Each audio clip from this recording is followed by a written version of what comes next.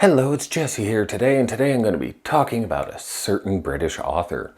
Because J.K. Rowling, not sure which one it is, and to be honest, I really don't care anymore. I never read her books, saw a couple of the movies based upon them. I'm more of a Tolkien fan myself, and I know there's a whole other set of issues with him, but we'll get into that a little bit later. But to bring you up to speed, she's had several incidences of anti-trans rhetoric coming out over the years, also in some of her writing. And then she posted out a tweet that said, to a headline on a newspaper article, that the COVID-19 situation may work out well for those who menstruate. And then she said, oh, there used to be a word for people who menstruated. What was it now? Woman, wibbing, whatever. Indicating that only women can menstruate. Now, one of the things here is that trans men can still menstruate, but there's also a whole bunch of women who aren't trans who don't menstruate. Some of them, maybe they just never have. Maybe they had a hysterectomy, or maybe they've gone through menopause. She's 54, so don't know she still considers herself a woman based upon that. But then she doubled down into all these other things of sex is sex, and if you change the definitions, it's erasing all this other stuff and all the typical stuff that comes from TERFs, or gender critical feminists. And then she had a few more, and yesterday she released a blog post called TERF Wars. TERF Wars, which I'm sure is a double meaning for TERF, because she doesn't like people that don't identify fully as women, or at least who haven't had surgery and hormones in women's spaces.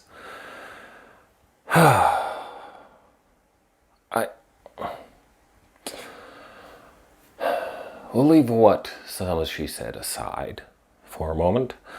One of the things I do want to bring out here is that I have never had the urge to sexually assault anybody or rape anybody. Ever. If you're into sexual assault and rape, you're into sexual assault and rape. And to be completely blunt on the issue, if I was going to try to sexually assault or rape somebody, I wouldn't go this route. This will likely make it harder for me to get away with that. It won't be a boys will be boys or men will be men. It'll be a pervert freak is assaulting women issue. So this is like the worst way to get around to it.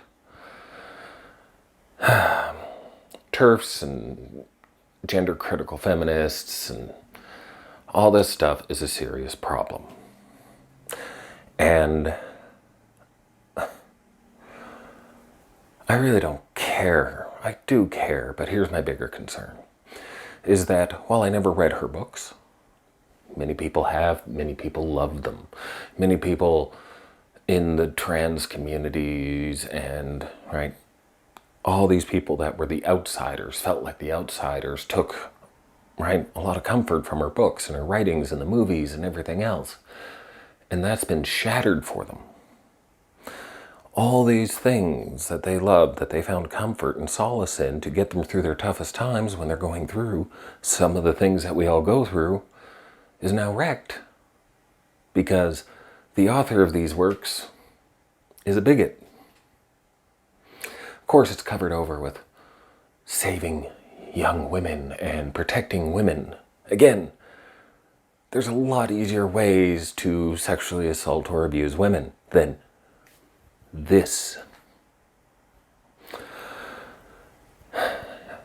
And then as for all of her other rhetoric, which most of it is having to do with people detransitioning, or they were being pushed and railroaded into all these surgeries, and now they're regretting it.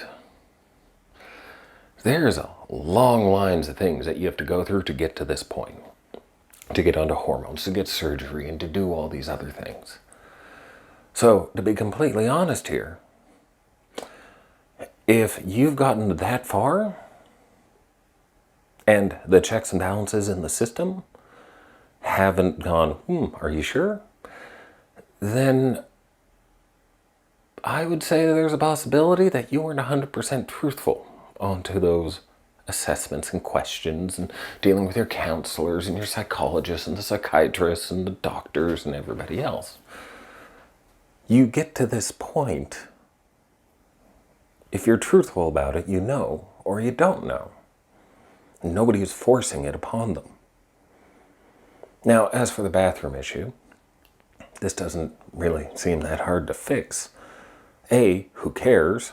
B, a lot of the gas stations around here have just taken the men's and women's signs off of their single occupancy washrooms and just called them a washroom.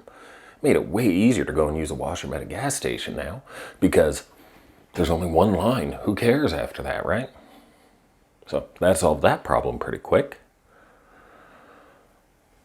But then, of course, we have other issues. I come from a recreation industry. So how do we deal with trans people in change rooms? Well, just make sure that there's changing stalls for everybody so they can change in reasonable privacy. Because there's so many other reasons. But it's really, really hard for some people to deal with one of their heroes. Because she's done a lot of good work.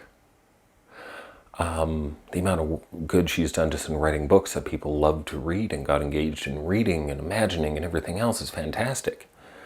It's just a shame that, Twitter exists, because she just keeps going. Then, of course, her pen name detective novel series, which has a, from my understanding, rather problematic trans character in it, which she's planning on writing more of, because in her rather rambling essay, which again, edit, Rowling, edit. She says that she's doing research and she's talked to all these people, so she's putting herself in a position of authority, which she isn't. She taught children and she writes books. She's by no means an authority on sex and gender.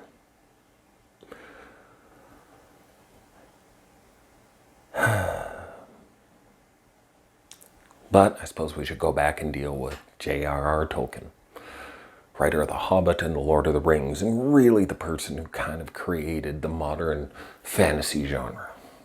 His books have never been out of print, they are so popular. And yeah, he was a racist. Is also the first half of the 20th century. Everybody was racist. It's really hard to go and look at him and go, yeah, well, he was a racist. We have to get rid of everything. Because the time frame that he lived in, the race was a fact. I'm not saying it was right, but it was a fact. We shouldn't ignore it. We should look at it and deal with it and learn from it. Rowling, on the other hand, if she had said these things 20 years ago, probably wouldn't have been an issue. 10 years ago, she probably would have gotten away with it. But it's not 10 years ago.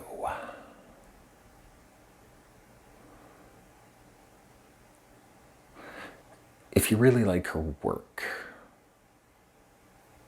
then that's fine. You don't have to like her. And people like her just need to shut up. Because the end result is that it just does harm to people that are trying to find themselves. And as for her big thing of men pretending to be women and all these other things, maybe we wouldn't be into these situations if society as a whole was a bit more flexible on the whole gender thing. Because in her mind, you still only have two options. Well, three. Right? Man, woman, other. I'm pretty sure in her mind, a trans woman can't be a woman. So, they're another.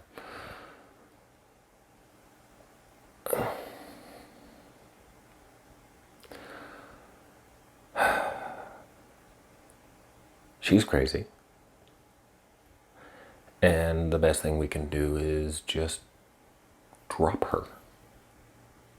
Just don't even respond to her.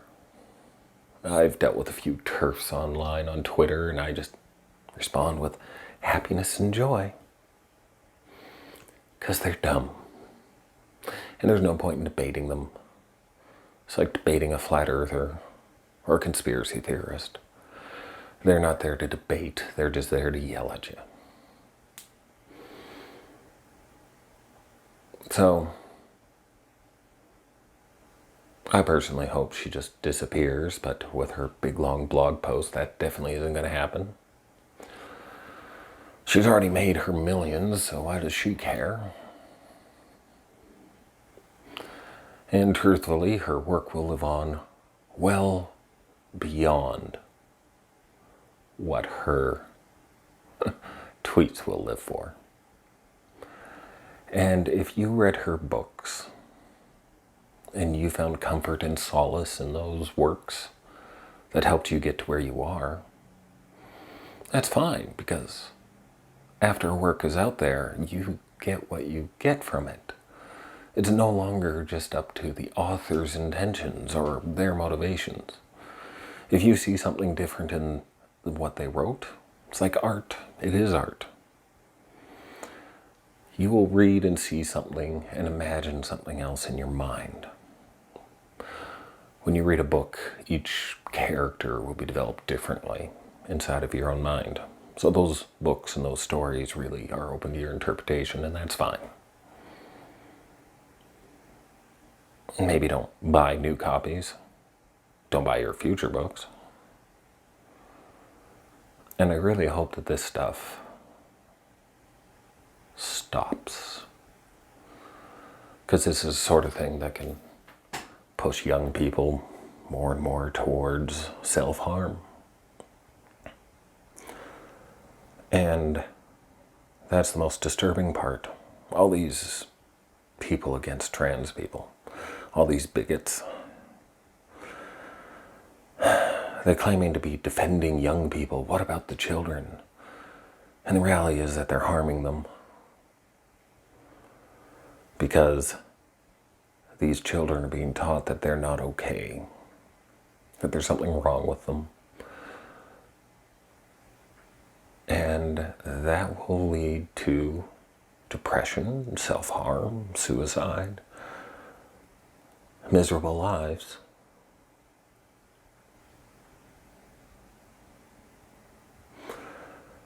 Certainly not what we needed in the middle of a plague and all the police issues going on in the United States. There's a lot of conversations happening, and that's good.